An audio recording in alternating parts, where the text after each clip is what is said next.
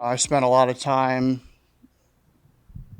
experiencing, being back home, and I definitely partook in a lot of extracurricular activities, if you will. Kind of enjoying my freedom, but eventually for me, it was, I guess I kind of was missing that. I was missing the void of accomplishment, and so that's when I decided to come back home and go to school and start figuring out what my next step in my life was. My transition was unique in the aspect that I ended up ETSing from Germany. So I came back here, and within 3 months, I was divorced, living back on my dad's couch. Kind of that, unfortunately, the same typical story, right?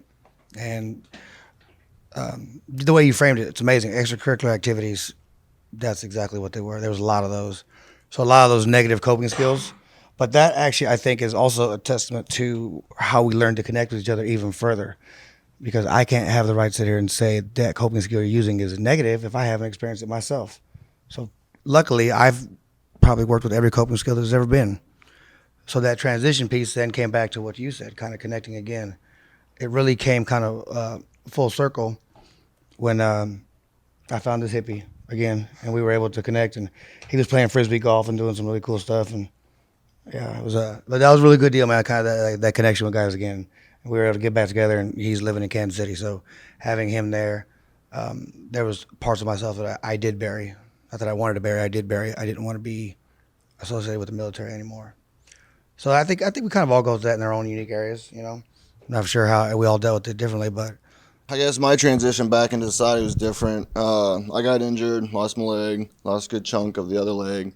Um, it took me. They wanted me in the hospital for like a month or about a year and a half, 2 years. Kai told them no, so I left in like 10 months.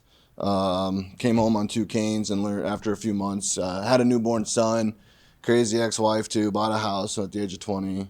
So and then coming back to society, it's like the ex-wife wasn't really there at all, or the parents. Well, my dad was, but he had to go back to work too. He's a working man.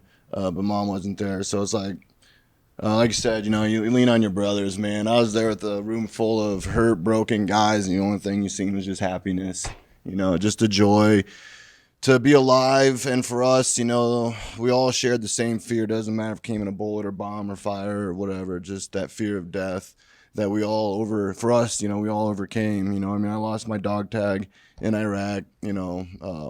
Supposedly I died. Well, I used to say that, but no, I did die.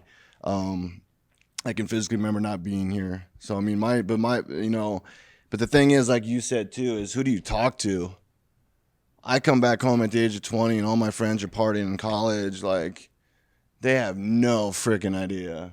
Who do you talk to? So, your brother's on your left and right, and then basically that's just for me. That's all I've always kind of leaned on. It don't matter if you come across a World War II guy, he's your grandpa. The Vietnam guys are your uncles and your dads, and then, well, for me, I'm younger guys, so I still got some dad figures in the army now. But yeah, your brothers. So that's how I kind of got back into society. Is kind of leaned on my brothers. I mean, reintegration's tough. I went on 3 different tours, had to reintegrate 3 different times. The third time I had kids, it's a lot different than the first time. The third time, my kids were all I cared about. The first time, I was a young single lad, and all I wanted to do was come and catch up with what everybody else experienced that I didn't get to. I was 21, 22 range, young and dumb. A lot of that meant spend my money as quick as I could,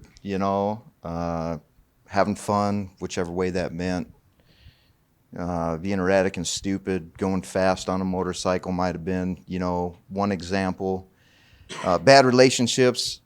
So this whole catching up to what I was missing out, I had good intentions. I mean, I wanted to go to school. I wanted to have a family. I wanted to find somebody to have that family with, so on and so forth. But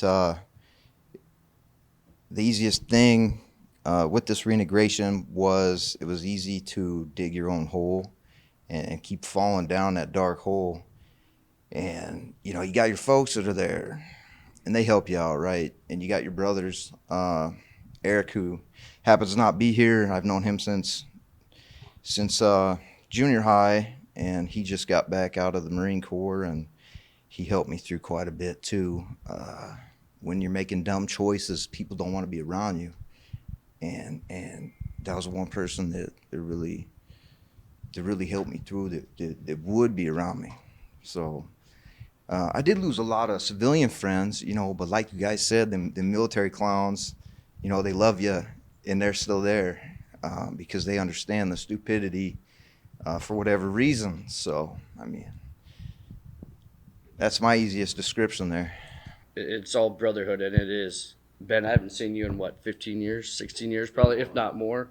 I remember last time I seen you was at the Armory in Wayne. You walked in there, you talked to the unit. I mean, I know exactly when, but as soon as you walked in the room today, it was like nothing, you know. It was like I seen you yesterday or 2 days ago, whatever. So half of you guys that I met today, and that brotherhood that we have here in the room, meeting you guys an hour ago. You know, you can feel it. So I appreciate that, and that's part of the reason why I still am serving. I don't think that I've fulfilled my goal, and that's doing as much as I can for, I guess, the state of Nebraska, the United States, and all the citizens here.